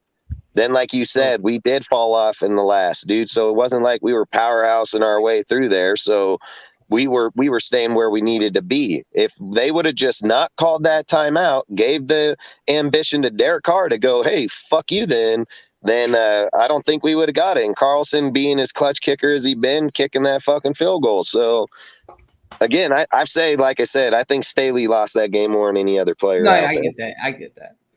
No excuses this year. I don't want to hear any excuses for Herbert. Right. He's got a new Oh, guard there, Zion Johnson. He got a Beast as well. He got all his offensive weapons. Nah, bro. They picked up Gerald Everett. They got everybody But named. I'm saving for no some of these excuse for that, because some of the man. people Yeah, facts. who are Facts, telling bro. me that there's so for the people who are telling me that there's such a skill difference between the Raiders and Chargers and it won't be close this year, if we beat them, I'm gonna go back to those people. I'm just gonna say that right now. Those people better watch out. Hey, I've just said like this. Derek Carr put us there with the lesser team, coach, offense, defense, wide receiver wise. They had way more talent. And Derek Carr put us in there with less. He put us in there without a coach. He put us in there without Henry Ruggs. He put us in there without Darren Waller. He put us in there without an offensive line. He put us in there without a defensive line. Derek Carr all day. He gets the team. He gets the foundation. He gets the consistency. He is going to be scary, man. I've always said there's one thing that all these other quarterbacks have had that Derek Carr hasn't had. They've all had number 1 wide receivers. Every fucking one of them down the board. Derek Carr never has. Consistency, they've all had it. Derek Carr hasn't. What has he got? 7 goddamn coaches, 8 years? Like, come on, man. Nah, but I'm going to bring this up. He had John for a little bit, though. Who? Yeah, 3 years. But in those 3 years, look at his consistency. His 3 years with John, he was 4,000 plus every damn year. So it showed that it's consistent. I love Derek Carr. Here's my thing, bro. Here's my thing. You know, maybe I ain't gonna argue with you on that one. No, yeah. my answer, because this is going to be. I like all the questions out of the division for real, though. Listen, I'm keeping it honest. So Derek Carr, last year with what he had, he outthrew like more passing yards somehow than Josh Allen, Joe Burrow, who both had less passing yards, but with let's be honest, arguably had better people to throw the ball to. So, well, Bengals hands down. I've answered this. I've said this on my show. I would take Derek Carr this year over Aaron Rodgers too, situational wise. I think Derek Carr could outperform Aaron Rodgers because Aaron Rodgers finally doesn't have this great offense. Let's be honest. Well, he did outthrow Josh Allen in yards. You right? Yeah. On the nose. Give you credit. Did your research. Derek Carr was the 5th leading quarterback in the NFL last year in yards. Okay, can you name us the people who had more passing yards? There's only 4. Brady, Mahomes, and Brady, Mahomes. And Mahomes did that. See, that's the thing people got to give credit to Mahomes on, regardless cheap or not, is he did that even when his team was falling apart. It was Brady, Mahomes, Stafford. Those were the 3 in front of Carr, and then Herbert was number 5. I think all there was 4 in front of. There was 4 in front of Carr. 4 people. There was 4. All right, then Herbert was in front of Carr. Because I know it was like a very minuscule amount of passing yards between it was Herbert close, It's super close, bro. I think it was like 17 yards that determined it. 17 or 20 yards, something dumb. Yeah, it was a very small amount. So I think this year. And then let's ask this question: the 4 teams in front of them, what was their rosters like compared to what Derek Carr's was when he put up 4,800 yards? Here's the thing. No, it was a significant difference from between 1 and 2, because Mahomes had 48 and Brady had like 5,300 yards. Yeah, no, Brady had 50. Dang. Yeah, and then you got Chris Godwin, Michael Evans, Gronk. I mean, come on, Godwin man. did for the ACL though. Yeah, but they had Antonio Brown till he threw his shit off. They had Scott. They had, you know, you know what I mean? Like the Broncos or the Bucks, you can throw away players over there and they're still putting up great yards. Like that's the crazy shit about it. They just threw Okay. away O.J. Howard. This Here's the offense thing. never go to the Bills. I said Yep. I think Derek Carr is going to be top 2 or 3 in the passing yards this year. All right. Who would be the quarterbacks you think would be in front of Carr passing yard wise if you think he's going to be If anyone's going to be in front Dude, of him, I'm gonna tell you right now, if the season goes the way I think, Carr gonna lead that shit, bro. Yeah. He threw for 4,800 with a broke ass offense, I know receivers and all. Joe And you're Burrow, gonna tell me if we have the option of just having 4 of the 6, fuck, watch out, man. Watch out. What I will say is, you got one more year of Joe Burrow with that offense. I think he has a chance. He's gonna be there with Carr. I think. I'm not saying Uzama though. He did lose Uzama. Hey, if you were gonna, Noah, if you asked, I'm gonna say Tom Brady. That's who I'll pick. Tom Brady. Tom Brady. I'm picking Brady or Burrow. Or even Allen possibly. He's got a good offense around him. That's not the system for him though. He's not. They're trying to be more balanced and shit. They're trying to run the ball more. They're trying to be more balanced. Exactly. And Dabo's gone. Dabo's gone. That was a huge deal for that offense there. He in my division now with his goofy ass. Yep. And he'll probably find his way right out of that division, just like every guy that's ever went to the Giants. So just get out of my division. Just get out. Yeah. Unless you're my offensive coordinator, get out. I'm just gonna say Tom Brady because every time motherfuckers put that dude down, some bitch always comes back and dominates, dude. I mean, 44 years old, throwing 5,200 yards. I mean, come the hell on. Nobody see that shit coming a mile away. I ain't seen no 5,300 yards coming last year. In my opinion, I think the only team or only quarterback that has a shot at outthrowing Carr this season is actually Justin Herbert and the Chargers due to how well the line has become and because of their weaker schedule. Because if they finish behind us and they got opponents now because of like standing record stuff like that. They got to play teams like Atlanta. They got to play, I think, Tennessee as well, whose defense, besides Bayard, I think got worse because Jeffrey Simmons is gone, I think. No, he's still there. He's still there. With contract. All right. But yeah, they got an easier schedule than us comparatively. So I ain't gonna lie, Herbert threw for 5,000 yards coming in with his team, so I'm never gonna underestimate him. I've always liked Herbert. I mean, I watched him here in Oregon. I liked him. I liked Javon Holland a lot. I mean, I wanted Javon Holland over Trayvon Moorick, dude. I mean, I love both those dudes. They're great players, and I don't care if they play for a rival team or not. I'm never going to discredit a dude's potential or talent because of the team he's on. The guy's a good quarterback. There's no doubt. Right. I was fine with Trayvon Moore. I'm still fine with him. I like Trayvon Moore a lot. I like him come out. He's a top 15 safety. He's going to be pretty good this year. He'll be in the top 10 this year. Yeah, Javon Holland was number one. Number one fucking rookie safety out. And not only did that, he made all first team, slot corner safety. I mean, I just like Javon. I thought he was a baller. Tavon, I'm not going to say Tavon's bad. I'm not saying Tavon's bad. I'm just saying I would have taken Javon Holland. Yeah, Trayvon Moore, he different, though. I like Trayvon Moore a lot. I mean, as a pure safety, I think he's better than Javon, but Javon way more versatile, like you stated. Damn right, and that's what you kind of need with our system. But yeah, you're right. I mean, like I said, I'm not discrediting either of the two. I like both of them. They're both good. I just like Javon Holland. Yeah, I like Javon's versatility a little more. I feel you coming from. But how good Derek Carr can be, I probably about to go ahead and roll in a little bit. I do have work in the morning, but yeah, I think Derek Carr could definitely be a top 10 quarterback by the end of the year. I think he'd definitely be top 5 in passing yards he was this year. He got Devontae Adams. He got number one receiver now. I think he could be. I think he could be in the MVP. I think he can be in the MVP talks.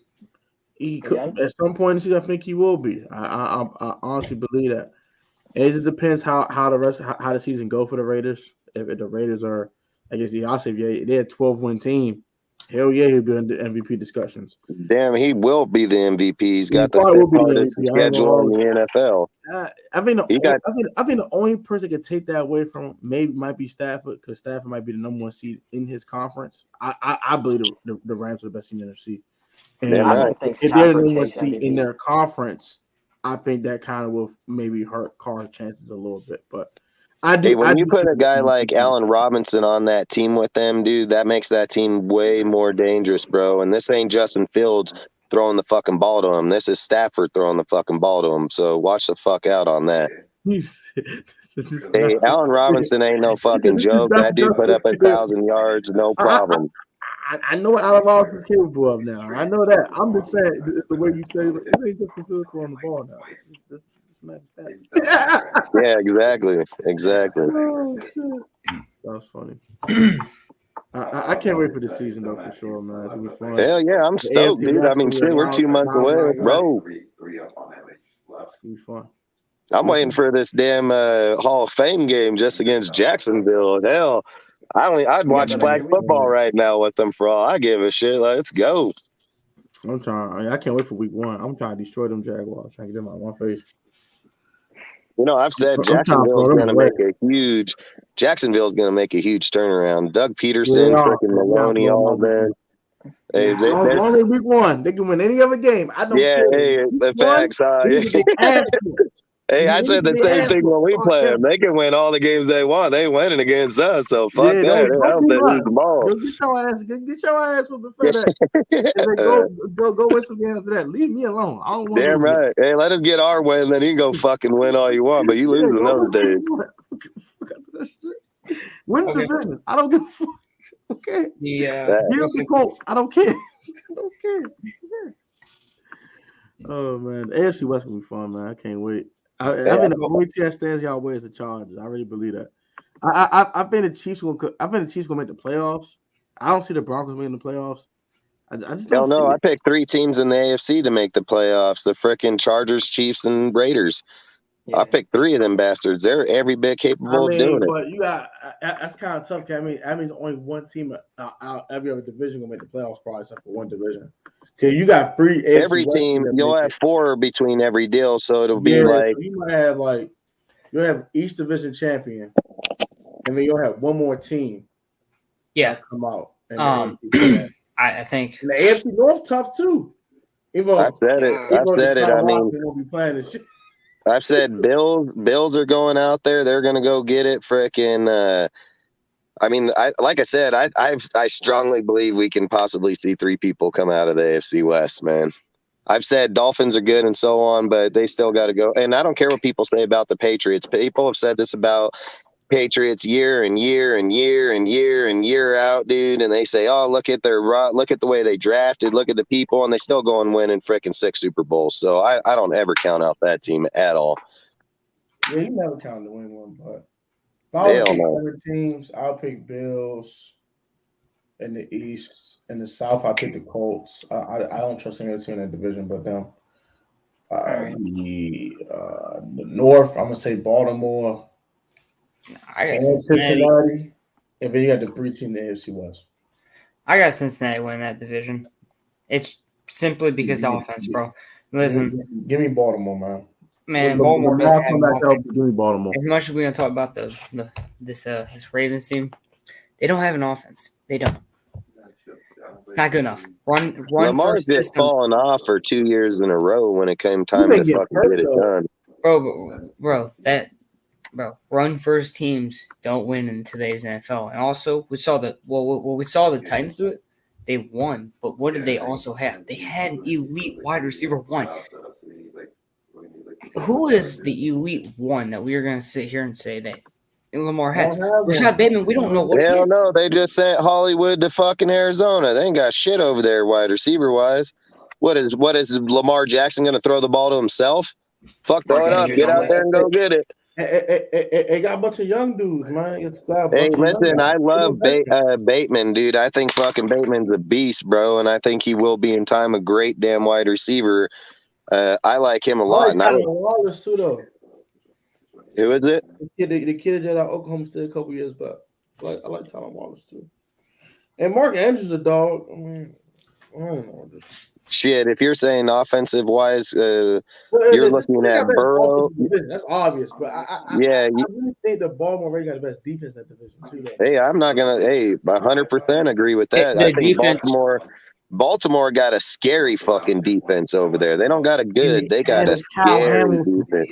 And Damn right. Cal Hamilton. Damn right. Hey, Baltimore ain't no team to sleep on defensively at Not saying all. they're sleeping on, but they gotta stay healthy. But if you look Lamar at got the healthy, offense, bro. Burrow, Dude, hey, they gotta stay healthy. Chase is gonna kill it, bro. Chase killed it his first year. This fool's gonna kill it his second. Chase is a different breed, man. Burrow's different breed. I mean, you got Tyler, you got great players on that offense. So, and like I've said, you're right about the defense. Baltimore has one of the best defenses built right this minute. So I won't talk no shit on that team at all. I'll just talk shit on that offense. Yeah. So, with the Raiders secondary, who do you want to see start? And then we'll start off with that discussion. Dustin, if you want to start it. Oh, dude, if it was me, I would go frickin' Rocky Sin, Averett, frickin' Trayvon Morick, and frickin' Harmon, especially for outside, Hobbs. Nate Hobbs inside. That's how I would put my 5. Who do you want at center or safety? Morick and Harmon. I could see I want to see. I want to see Gillespie and. He's not taking over Hardman's job. No way in hell. Rotation plays, yeah, 100%. But he ain't taking his job. Hardman's way more true player, way more true safety back there. Been in the league for more years, had more shutdown plays in Graham's system alone. I think unless Tyler Gillespie just comes out and balls out in the preseason, how's he going to take away a dude's position that knows the system already? Like, and not only that, he's produced massively inside of it. So, I mean, like they said, anything can be possible. I'm not going to debate that. But if I'm looking at full starters it's something second, I just want to see. I want to see the younger guy, and he'll get his snaps. There's no doubt. There's 100%. He's going to get his snaps, dude. And then we have. And I think Tyler Gillespie is playing on. I think Tyler Gillespie's playing on frickin' Morick's side, anyways. So I don't think he's playing on Harmon's side. It's going to be Jonathan Abram. Yeah. Can't think about Abram too, yeah. Yeah, Abram's going to play under Harmon, and then Morick and Gillespie will play on the opposite side. And then my favorite dude that I think has a chance to make that 53-man roster is Bryce Crosby, baby. Yes. That's my fucking man right there. I heard some good things about him. Dude, Bryce Crosby can take Abrams' job. Like, that dude is a beast, dude. He's a great coverage player, great rotational player. And when you're looking in Graham's scheme, just like they said that one day, they had 7 DBs on the field. You're looking at a guy like freaking Bryce Crosby. This dude he can play slot, he can play safety. This dude is a machine. And I think we're gonna see a lot more of 6 to 7 DBs on the field. You're gonna see a lot more of that because you want to see he wants the faster other guys on the field. He's only gonna play like 2 linebackers at times. Like there's gonna be times you're gonna see 2 linebackers on that field. Might be Divine Diablo. That's a smart thing to do anyway. You should all that extra DBs, for real. But I'm about to roll, y'all, man. Thank y'all for having me on, bro. I get up at 6:00 in the morning. I see you, man. Y'all have a great one. Later, bro. Have a good night, man. Good talking with you. I got y'all, man. Yep. Well, anyways, the Raiders secondary, again, I agreed with you. That's what's going to probably be the starters. Again. Dude, when Mullins comes back and he's healthy, he'd be a great rotational piece inside there. And I've always said I've liked Trayvon Mullins, but when you're comparing man press versus man coverage, dude, you have to go with Rocky Sin. Have to, man. Top 5 corner. Averett is going to be that more power aggressive corner on the opposite side. Mullins, I've always said Mullins would be great rotation. I have no issue with the way he's playing. But if we're going forward and we're going to give a contract, I would rather see what Rocky Sin can do because we've already seen what Mullins can. Yeah. So I would love to see where he's at. I definitely think we have an exciting future, man. I can't wait to see what the future of this team looks like. I think this team is set up to win, and it's set up to win now. We'll see. We'll see what team we get to see. Hey, I'll quote what Nate Hobbs said. Nate Hobbs said, "We don't have superstars over here. We have players that can play over here." And that's at every position across the table: corners, safeties, linebackers, defensive tackle, offensive linemen, wide receivers. Like, we have depth all the way down the line for the first time in 15 years since 2002, when we actually went to the Super Bowl or built that team with Gruden and Callahan. Going, this is the best depth team we've had. Then you're sitting there saying, like, look at the safeties, look at the D tackles, look at the linebackers. I mean, Malcolm Kuntz, my favorite dude, and that dude's going to kill it, bro. Mark it. He's going to smack dudes right in the face. I mean, that team is so solid and stacked over there. People can sit and say, like, Chargers have the better team because they have bigger names. But I'm not going to go with that, because one thing the Patriots have always showed me is that they didn't need the bigger names. The system is what worked, man. The Patriots never changed the way that they built the team because of the way a team was built.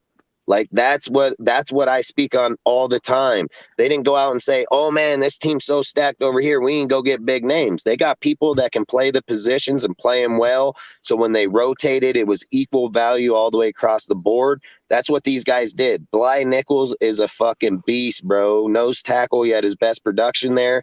You have Farrell, you have Hankins, dude. I mean, you have Butler, you have Vernon Butler. You have multiple great, talented players out there on that front. So it's not like you're just sitting there saying, like, "Oh man, this guy's one good player." You got multiple good players sitting in rotational depth all the way down the board. Yeah. Let's go with this. I think, again, we look back on, and I think this is possibly, as a whole, this defense, we have the most depth in our division on the roster as a whole. The coaching staff is definitely top tier, so I'm not worried about it. You don't think that if Josh and them thought, or Graham thought Khalil Mack was the better option, we couldn't have got him? Champ Kelly was the damn GM over there. If we thought that was an option, that he was a better fit, we would have got him. They didn't. They went and got Chandler Jones because Chandler can stop the run and the pass. Khalil Mack has faltered in the run over years, and he's only dropped in production over the last 2 years. And so my question is who's backing them up when he goes down? We got backups. Who do they got? And we got equal depth in backup. We stole Kyler Fackrell from them. Facts. If Fackrell thought that team was so well, he would have stayed his ass over there and took same damn pay. Well, he knows.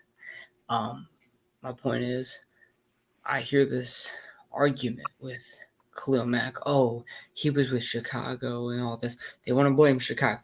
But can we mention something? Khalil Mack performed better without anyone around him in the Las Vegas Raiders defensive system, which was pretty ass, right? Paul Gunther and all that. Pretty ass. Well, that was with that wasn't Paul Gunther. It was with what's his name? Norton. Ken Norton. Yeah. Anyways, but he went to possibly the best defensive scheme when he went there. He went to one of the best defensive schemes in the league. 100%. He couldn't perform with more talent. Now, people want to bring up this. Okay, well, he had so much talent, they were just outproducing him. Well, he had 12 and a half sacks on his first year in there with Vic Fangio. When Vic left, he went 8 and 6, 8 sacks the next, and 6 years sacks the following year. My point with him, right? Because Vic Fangio is a beast, bro. I would have loved to get him as our defensive coordinator. I love that guy, man. But I think Khalil Mack, it wasn't the fact that he was playing this Max Crosby role where he was just getting a bunch of pressures and leading to other sacks. He did nothing for his team to help them in the way that Max Crosby just made his team better. So, no, I didn't think that. I'm actually happy that we went after Chandler Jones instead of Mack. Because he was the more need. Because look at, if they were looking at youth or production. Yannick is younger than frickin' Jones, but the difference is Yannick has no fucking run stop, and Yannick quits on 30% of his fucking plays. He got 10 sacks because Max Crosby was forcing all those motherfuckers his way. Go have Yannick do what Max doing on that side and see if Max don't got those sacks. There's a difference. One dude is funneling people that way. Yannick would stop and stare, dude, and wait, and then he would give up. If the players went the other way, he stopped. Oh, the dude comes back at him. Okay, I'm back after you. Like, Chandler is gonna move just like Max. He got same intensive motor, bro. I don't you're understand. gonna get murdered with those two. Like, Bro, good I luck. don't understand because people want to be like, well, if Yannick was the double team guy, then Crosby, he wouldn't have done much more. I'm like, okay, yeah, that's. I think Crosby would have been in the 120s for pressures if he would have had some more single teams, and he would have had more sacks because he would have been able to get in the background. Again, Max Crosby's a superstar. He's undoubtedly right now possibly entering this year a top 5 edge rusher coming off what he just had last year. And only getting better and got paid, and this dude is a machine, bro. Like, he's not going to fall off because he got paid. He only wants it that much more. He has a kid coming.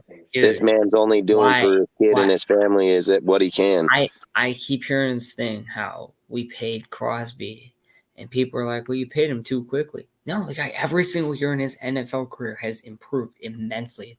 He took a jump from 1 to 2. He's just taking that stardom. He is the guy. He's guy says we paid him too quickly. I would rather pay him $25 million now than $30 million later. Well, no, right? I would 100% rather do that. What they're pretty much telling me, right? And they explained this, and it was pretty stupid. They're like, well, you paid him too quickly because now he's not going to produce. He's gonna he's gonna just he's gonna whine about not getting paid enough like next year. I'm like, no, he's not. He doesn't care about the money. But you know what? They paid him money. They offered him money. You just supposed to decline money then? No, you're not. You're not. You don't decline $25 million no matter who the hell you are. Oh no, trust me. Even morons who know that they're not that good, they know. And Max ain't like these guys. Max ain't a lazy fucking football player. Max didn't have the intention to come into the organization to quit after the first payday. Max is in that building, first person with Derek Carr and everybody, last person out with Derek Carr and so on. Max is a leader. Chandler Jones will tell you straight out of his own mouth that he said, hey, man, I look up, this son bitch is already over in the other field, already getting the drills. I got to run over there to get with them. When you're hearing that from a guy that is 30 plus, 32 years old, veteran and so on, Max just got paid. Why isn't Max standing there with them still? Max is not a guy that's going to quit on the field. He doesn't believe in it. I've always said this even about Josh. I've said this about Josh. When people like us come from the street and we have to work for everything we've ever had, money does not change people like us because the streets are not going to allow us to change because of money. That mentality is with us till the day we die. So there's a difference when you come from a luxury home, luxury schools, luxury everything. Once you get paid, you have nothing more to do. These guys have something to do because they have been in the streets and struggled their whole entire life. You can't. They don't want to have that situation again. Yeah, you can't take it out, man. It just isn't going to happen. Yeah. What do you think, Noah? What'd you say? I was going to say something along the lines of, they just, that type of situation, stuff like that, that money, that grind, you need to stay motivated in order to keep yourself from going back to that type of situation. You see players from 2000s, NBA players fall off. They came from the streets. They went back to the streets after, they had a few good years. You don't want that type of stuff happening to you. You have all these stories and stuff like that. Like, there's evidence of this happening. So you got to keep that focus or else you're just going to fall apart. Facts. And a guy like Josh Jacobs ain't going to go back and sleep in a car anytime soon, period. Like, that's why I've said I love Josh Jacobs because of the pit bull mentality. I love the fact of Max Crosby because of the pit bull mentality. When you come from places where we weren't proven to be nothing and become who you are, these aren't guys that fall off. First round draft picks that get where they get and get paid are the guys that fall off. I've said the longest tenure players in the NFL are third, fourth, fifth, sixth, seventh round draft picks.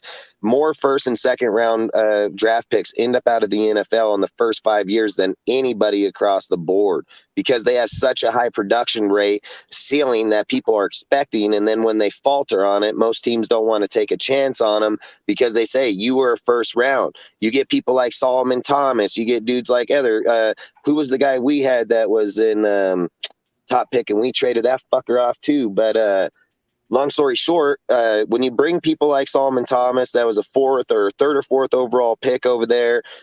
People say scheme fit, this, that, and the other. He came here. He played very well, but where's he at right now? Where's he at right this second? It's people like those guys that end up out after they make their second tenure because they're saying, well, he still doesn't have the ceiling we thought he would have had. So unless he's willing to take $1 million vet or little, 2.5, why would you extend the guy when you can just go draft a new guy? Right. I mean, coming into the year, we're going to be doing more of these streams.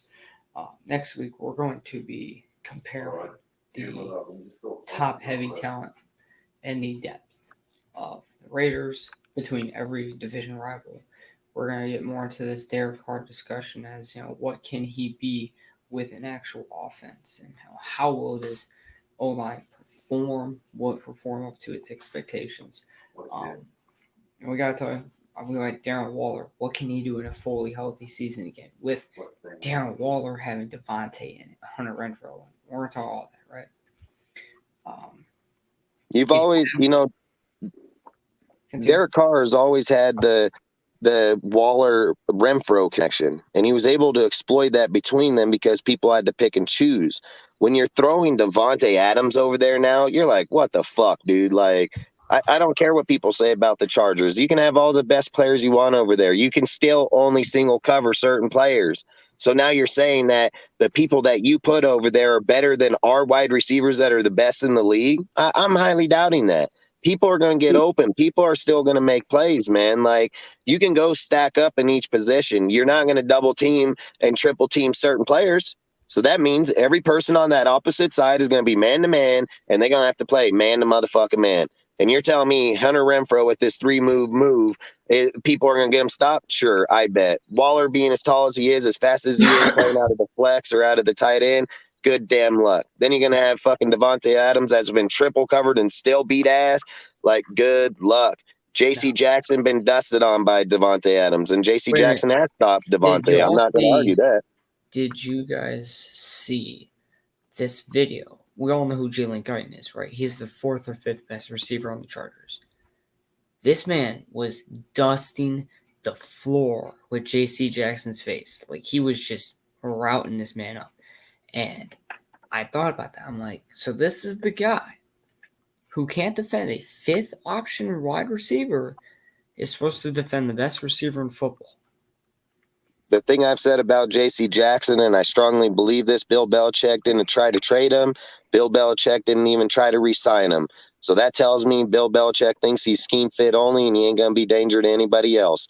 Josh McDaniels and Zengler never even paid the dividends to even bring him over to offer him shit. They didn't give him an offer. People claim that, the Raiders offered him $20 million. It wasn't the Raiders that offered him the $20 million. Another team did offer him $20 million. Yep. He turned it down, went to San Diego for 16.5, but it was not the Raiders that did it. But... Yeah, my bad. Yeah, cool. No, my point is, I even said this. He is a good corner. He's a good corner. He's not top 5. He's not even a top. He might be, to me, like 6 or 7, right? Here's my point. We're going to see how good he really is. And I'm going to drop him in my rankings if he has a bad year. And here's why. Because you guys want to come out here and just be on this man's meat 24/7. You want to tell me how dangerous he's been. I tried to tell you guys. It's a scheme fit league. Why did Bill Belichick not even offer him? Why did he not sit down and talk to him about a contract? He didn't want him back because if he wanted to leave so badly, he was going to let him leave and he will replace you. You got 2 teams, man, between Zengler and Josh and Belichick and them. that let this dude walk right on by, knowing he's going into his own division. You don't think Josh and them couldn't have talked with J.C. Jackson coming from their scheme and said, hey, bro, I know you want 16-5 to play with Derwin, but we'll give you 18, come with us. Like, scheme fit for most players is where systematic they end up going. They didn't even bother, man. No. Same with the Gilmore talk. People claim Gilmore was to us. They came out and said they didn't even talk to the guy. No. Sure thing. So, I'm gonna be back up in Toledo doing this. J.C. Jackson, right? I mean, how good is he gonna be? Interceptions don't make you great. No. I made this point. I said this. Interceptions don't make you this great, because what is it proven to me is the more interceptions you have, the more targets you're getting thrown at. And here's the point. J.C. Jackson, do you guys know his number one? Do you know your number one's cap number on him? What? I can tell you right off the head. It was $28 million. He's making $28 million as a cornerback this year. Right. They front loaded that bitch. They gave him 28 this year, 12 Because and a it's half easier next to year. move on when he gets a lesser contract. Yeah, no, they're gonna make this. But I think it was just 28 Hey, million. let's go look at Diggs. Okay, Diggs had what 11 interceptions last year. Wasn't impressive. He gave up 700 motherfucking yards. More. So that means he was in position. He was in the thousands. Yeah. Oh, 1,000. There you go. I mean, way up there. You have 11 interceptions because you jumped the gun in one place, and you got 1,000 yards given up you on not being in the right place the other times. Like, He had fuck about that. 1,150 plus yards given up. Wow, only. No, that was on like a 70% catch target rate percentage. If he didn't jump the gun or get in a lucky spot, he was being burnt like toast. Damn right. He is not a good corner. Don't put him in the top 10. I might slap the fuck out of you, because that's just how, bro. That's just how I feel. You telling me this man's top 10? Like, he's not even. You're straight tripping. He's not even top 2. Tripping. He's not top 2 in his own division. I said J.C. Jackson's a more complete corner than Diggs is, in my opinion. And not only Xavier Howard is too. Say again. Xavier Howard is too. He can intercept the ball, but he can also cover. So damn right. But and like I said, I wouldn't mind J.C. Jackson scheme played, but going into a scheme that he's never played and thinks he's going to lock down, this ain't the fucking Patriots defense that's been doing this the last 20 fucking years. So yeah, there's a big fucking difference in there. Yeah. So I'm gonna end this stream here in a bit, but I'm gonna ask one more question here. If you had to add someone to your Raiders, go, Noah. It's your turn, bro. Your Raiders defense this year. Oh. I'm sorry, can you repeat the question, bro? Yeah, I was asking if you had to add one player to your Raiders defense this year, upcoming, not like completely unrealistic, like Aaron Donald, but if you had to add one guy to your defense, who would it be? All right, so I can include players who are also on other rosters. You can include anyone. I don't really care. I'm just saying, right. I'm not going to really sit here and be like, unrealistically be like, oh, I want Aaron Donald, because let's be honest, that would never happen. Let's see. Who is a good veteran that's still out there right now? I don't want to see Deshaun Jackson. He's probably the oldest receiver in the league, still playing at a real level. We saw him play here last year, and he was pretty bad. I'm trying to think. I'm going in my list of players right now. I would probably take Darrell Owens. Anthony Barr, baby. Darrell Owens. Anthony Barr from Minnesota, right. Good linebacker, really good linebacker. Damn right. Go me, Anthony Barr. He still has, unlike Donta Hightower. Dude, you go give me fucking Anthony Barr on this motherfucking team saying night, motherfucker. I've said this. Hey, when you come down in the 5 on the line, dude, and you're telling me you got Max, Anthony Barr, fucking Bly Nichols and fucking Jones over there, fuck, suck a dick, bro. You getting eaten up. I want Sue and Barr on this defense. Noah, who are you thinking, bro? Who are you thinking, Noah? For free agents, I think that Dominic Steele, obvious reasons we've already talked about this, going to be a positive influence on this really young defensive tackle, defensive end, defensive line group, really. I think, call me crazy, but I think that this corner specifically could use some help if that makes sense. Okay. Like, we know Averett, he played really aggressive with Baltimore, and he was really good with his coverage rate. Rocky Sin, he's been improving over the years with Indy with his press and his zone coverage as well with his man. I think another cornerback that might like come in to give us up. I don't know if he's a free agent or not, but Stephon Gilmore, he's already had success recently. He was a Pro Bowler, surprisingly. If you guys didn't know this last year, I didn't know that until like a few weeks ago. I don't see a negative in bringing him in for a single season to help without this really young group as I'm looking through them right now. Yeah. Besides Harvey, who's going to be more of a mentor for the safety unit back there. Yeah, we talked about Stephon a little. He's already been signed though, and he's not the Colts. He's on a 2-year, $23 million deal, which I was not willing to offer. Right, I wouldn't have offered him a 2-year deal. I honestly want. I think if we're gonna sign any corner, someone to, like, I would be okay with signing. Would be like a Joe Hayden on like a 1-year, $5 million deal. Don't get me Marcus Peters, bro. I'll take that motherfucker right this second, man. Has he even retired? No, he was injured last year for Baltimore when they had that big injury hit in the preseason. Yeah, that's where Averett and them came in, dude, and played. And then he balled out. But hey, I'm taking Peters all day, bro. He knows the division, he knows the team. I'm taking Peters. I would like 100%. Yeah, that's also a good choice. I agree with that. As I said, if you guys want to talk about anything else, we can. But I want to talk about how them Raiders are going to smack the shit out of half this damn NFL team this year. That's what we're about to talk about. I've said this. I think if the Raiders walk out of this division at least 3-3 or 4-2, you will see the Raiders in the playoffs at 12-5.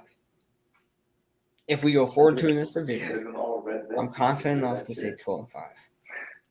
I'm going to say it like this. If Derek Carr throws the ball to Devontae Adams for 110 receptions that he catches and he produces over 1,300 yards, I'm going to say Derek Carr better quarterback than Aaron Rodgers. Aaron Rodgers targeted him 169 times to get over 1,300 yards. He's individually stunk one fucking receiver his whole time. His second best receiver was Aaron Jones, dude, the halfback at 69 or 70 receptions. Yep.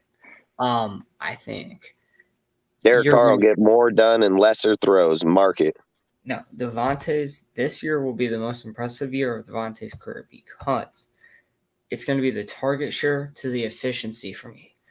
You look at the target share. He's going to be in the 130s to 140s. He's still going to get the 100-plus catches. To me, he can. Easy. And then past that, it's efficiency.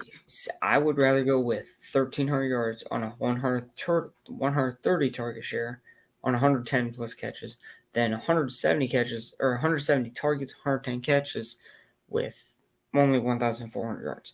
There's a number thing, and I do think Devontae's number for me is 1,500. If he has 1,500 yards plus, we're in really good shape to see Derek Carr throw for 5,300 yards plus. He's going to be in that. I've said 1,250 minimum. 1,250 minimum. To reach the 5,000 yards between Waller, Renfro, Johnson, Keelan Cole, anybody else that makes the team. Another really good question, I guess, for us is could we see this wide receiver tandem of Renfro and Adams? Can it get over 2,000 yards? And can it have a 200 or can it have both 100-yard catch seasons? Are you saying 2,000 yards combined? Yes. Like, can they combine for over 2,000 yards, and can they combine? How about 2,500? Like, let's push the 2,500 mark. I think if Renfro pushing 700, and if Renfro gets 750 and Devontae gets 1,250, you're there. So no, I think I would push more like the 2,500 yard mark between the two. You can say, can they reach 2,500 and both have 100-plus receptions in the year? And I'm going to say yes. I'm going to say yes, and here's why. I'm going to say no. You guys, I don't think you can have it, and here's why. This system fits perfectly for your slot receivers. Yes. But when you have a star talent like Devontae, you're going to have 100 catches regardless. But with the system fitting, He with the will. system Facts. fitting well and having the consistency of year number 4 with Derek Carr, he is primed to have another 100 catch season. And I'm not saying he can reach 1,000, but I think if he reaches like 850 to 900, and you get Devontae at like 1,600, you're in a very good spot. Go, Noah. I was gonna say no for the specific reason. You have so many other targets on the Raiders that you're gonna try and get open, like Waller, Moreau, Cole, Robinson, et cetera, even Kenyon Drake as a running And back coming out of halfbacks back. alone. Exactly. So the fact that you want to, that, well, the chances of having 2 receivers with over 100 yards is with this deep 100 catches, of but yeah. receiving. Yeah, 100 catches. Not bad. I don't think that's going to be, well, unless Carr goes off for like 73% passing or some crazy record completion percentage. I don't think that's in the books this season. I do think that we could actually have a triple crown though with Waller, Moreau, and Adams with 1,000-yard seasons each, if you want to stretch something like that. But as for 100 catches between 2, receivers, I don't think that's going to be in the books. I'm gonna say the reason why it ain't is because Josh McDaniels won't do it. That's Right. not Josh McDaniels' scheme. The only time he's ever pushed the ball downfield like that was with Randy Moss, and outside of that, that roster wasn't as built as the way it is right now. Where you get dangerous with a player like Devontae Adams, Renfro, Waller, and all of them is off of the play action, which is pounding the ball. And Josh has always been known run first, then pass. So you control the run, you can control the pass, and that's the reason why I don't think you're going to see 2 players over 100 consecutive catches. Because let's be honest. Let's just be honest. John Gruden ain't a slouch when it comes to play calling. And John Gruden fed the ball to Waller, Renfro, and so on. But let's be honest. When was the time that Waller got over his 1,000 yards? Last time I remembered is because the other players got injured. When did Renfro get over his 1,000 yards? Because the other players got injured. So to sit and imply that 2 players would go over 100 yards, I can't see it, because Josh isn't one dimensional player. He's not a one-dimensional coach. So I can't see that happening. I agree 100%, like you said, is that there's too many available options to just force feed. Now, this is why I said that I would put Carr in front of Rodgers after this year, is because Rodgers had MVS. He had, Lazar. He had Aaron Jones. He had Dylan. He had multiple good players that surround him. But what did Aaron Rodgers do? He force feeds the ball to Devontae Adams. So I believe with Derek Carr's accuracy, gameplay, game skill, Carr is going to get Devontae open. There's not a fucking doubt about that in my mind. But it's not like Derek Carr is going to show up for 17 straight weeks or 16 straight weeks and force feed the ball to Devontae Adams like Aaron Rodgers did. So I'm just going to have to say Devontae Adams going to get his 100. No doubt. You don't bring a guy like him in not to give it to him.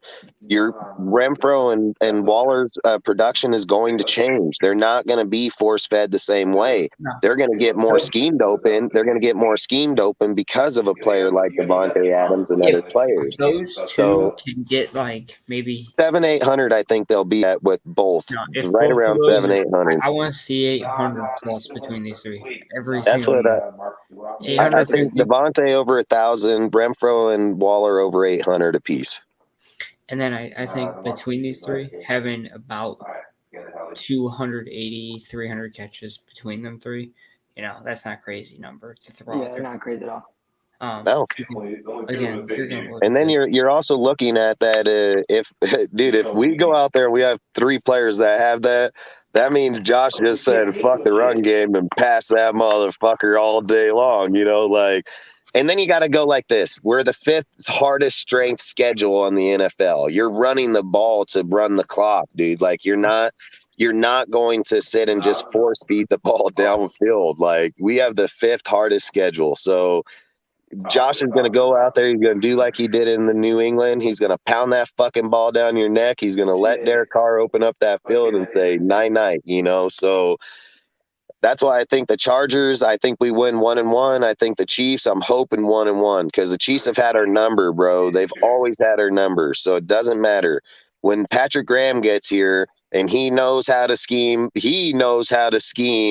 Patrick Mahomes. This fool only gave up 2 touchdowns to him with the New York Giants. Like, come on, bro. Like, yeah, if you're telling me he can do that with the Giants and look at our roster compared to the Giants, I'm fucking betting on us. We only going to give up 2 motherfucking touchdowns too.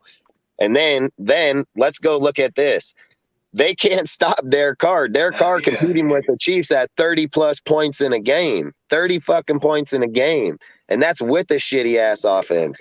So you're telling me that Derek Carr finally gets the defense to control Mahomes and Derek ain't going to get the yards? No, hell no. He's gonna throw that shit right down their neck. Yeah. I mean, this is going to be a really good year. But this will probably be the end of tonight's stream. Thank you to everyone who pulled up through. Seemed like a lot of people, so we'll check the numbers. I'm going to throw this up on my story if you guys want to follow through with yours.